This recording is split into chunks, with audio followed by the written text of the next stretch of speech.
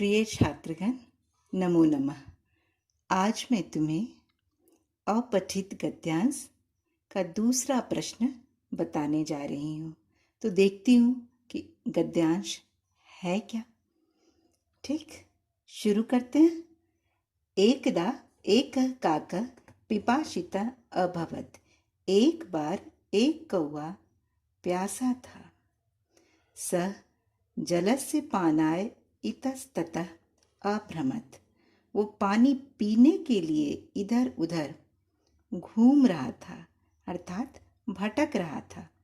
परंतु सः कुत्र अपि जलम न अपश्यत्। परंतु उसने कहीं भी पानी नहीं देखा।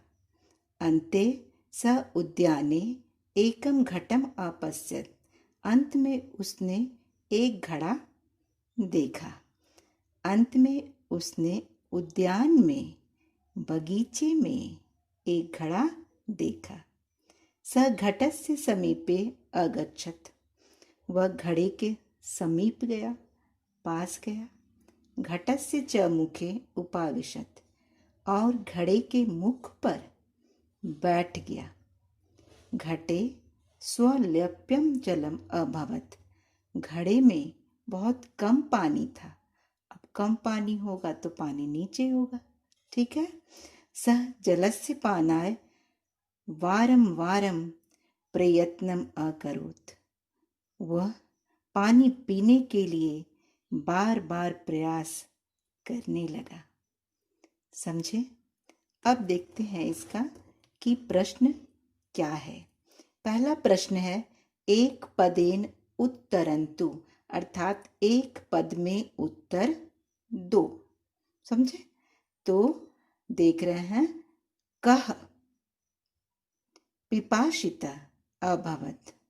कौन प्यासा था? तो काकः, कौवा प्यासा था ना, तो लिखेंगे काकः। ठीक है। दूसरा प्रश्न है काकः किमर्थम इतस्ततः अभ्रमत्। किस लिए वह इधर उधर घूम रहा था? तो जलस पानाय, पानी पीने के लिए वह घूम रहा था। तुम लोग जलस से लिख लेना बच्चों, मेरा छूट गया है। ठीक है। अब अगले प्रश्न की ओर देखते हैं। पेज पलटना होगा तुम्हें भी और हमें भी। देखो, हमारा दूसरा प्रश्न है पूर्ण वाक्येन उत्तरन्तु, अर्थात पूरे वाक्य में उत्तर दो। पूरा एक वाक्य लिखना है। तो मैं पहले भी तुम्हें वाक्य में उत्तर देने के लिए समझा चुकी हूँ कि सिर्फ प्रश्नवाची शब्दों के स्थान पर उत्तर लिखना है, और बाकी शब्दों को वैसे ही उतार देना है। समझे? तो देखते हैं प्रश्न क्या है। काकः उद्याने किम अपश्यत्। कौवे ने बगीचे में क्या देखा? तो घड़ा देखा था।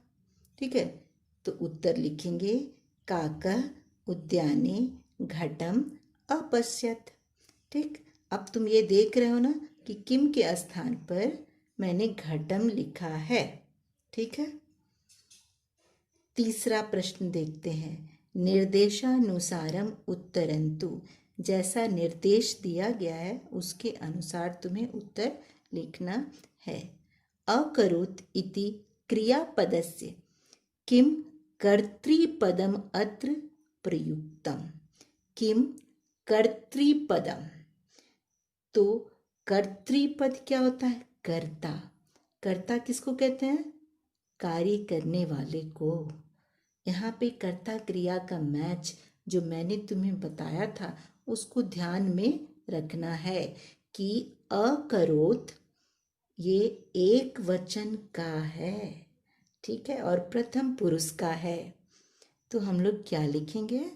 इसका उत्तर सः। समझे? हम दूसरे वाले में चलते हैं। काकः अस्य किम विशेषण पदम अत्र प्रयुक्तम। कह रहा है कि काक का यहाँ पे विशेषण पद क्या प्रयुक्त किया गया है। अर्थात 4 जो ऑप्शन दिए गए हैं उसमें से क्या हो सकता है। तो देखो यहाँ काका जो है एक वचन है और पुल्लिंग है, तो इसलिए हम एक शब्द को उत्तर लेंगे। समझ गए? उत्तर के रूप में काका का विशेषण क्या होगा? एक। समझे? नेक्स्ट में चलते हैं। स जलस्य पानाय इतस्ततः अभ्रमन्त अस्मिन् वाक्ये किम अव्ययपदम प्रयुक्तम। वह जल पाने के लिए, पीने के लिए, सॉरी चिल्ड्रन, वह पानी पीने के लिए इधर उधर घूम रहा था या भटक रहा था। इस वाक्य में अव्यय पद क्या प्रयुक्त हुआ है? ठीक है, तो क्या हुआ है? देखो, स जलस्य पानाय इतस्ततः, तो यहाँ पे अव्यय जो है हमारा क्या है? इतस्ततः। समझे? नेक्स्ट और अंतिम है ये, काकः अस्य किम क्रियापदम अत्र प्रयुक्तम। तो काका प्रथम पुरुष एक वचन है, तो उसके अनुसार क्रियापदम क्या होगा?